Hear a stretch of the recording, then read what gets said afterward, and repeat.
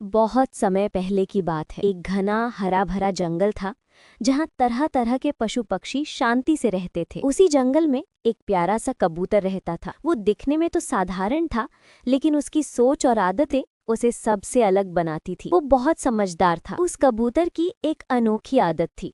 वो हर दिन जो भी महसूस करता, खुशियाँ, दुख, अकेलापन, उसे पत्थरों पर लिख देता। हर सुबह वो उड़ता, दिन भर के अनुभव इकट्ठा करता और शाम को एक पत्थर पर उस अनुभव को लिख देता। कभी एक खूबसूरत पल, कभी किसी की कही कोई कड़वी बात। फिर वो पत्थर को अपनी छोटी सी पोटली में रख लेता। शुरुआत में ये उसे बहुत अच्छा लगता था। वो सोचता था कि अच्छा अनुभव तो याद रखना चाहिए और बुरे अनुभवों को पत्थर पर लिखकर बाहर निकाल देना चाहिए। हर दिन वो कुछ लिखता और हर पत्थर में एक याद कैद होती। धीरे धीरे दिन बीतते गए।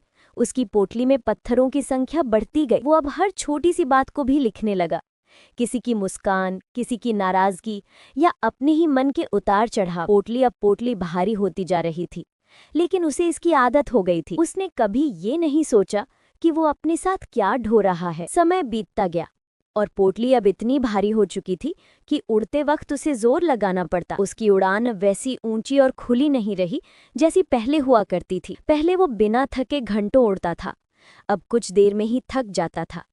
पंख भारी महसूस होते और दिल बोझिल रहता। फिर भी वो अपनी आदत को छोड़ नहीं सका। एक दिन जब वो बहुत दूर उड़ने की कोशिश कर रहा था, तभी थककर एक डाल पर बैठ गया। वहां एक बूढ़ा उल्लू बैठा था जो चुपचाप उसे देख रहा था। उसने पूछा, तू इतनी थका हुआ क्यों लग रहा है? कबूतर बोला, मैं रोज अपने अनुभवों को एक एक पत्थर पर लिखता हूँ और उन्हें संभाल कर रखता हूँ।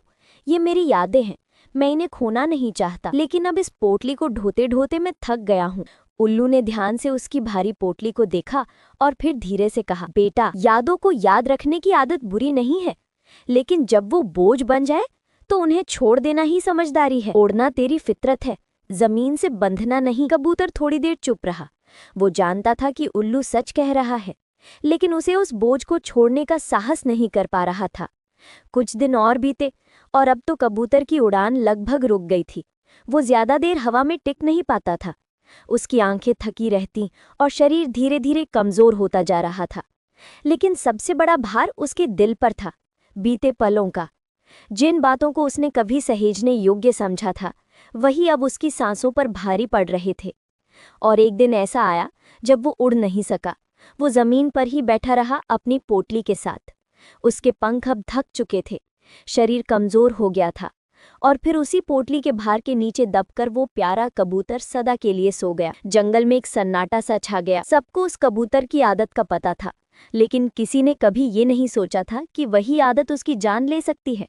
उसकी मौत ने सबको एक गहरा सबक सिखा दिया। बीते कल को बदलना हमारे हाथ में नहीं है, लेकिन आज कैसे जिएं ये हमारे हाथ में है। जो बीत गया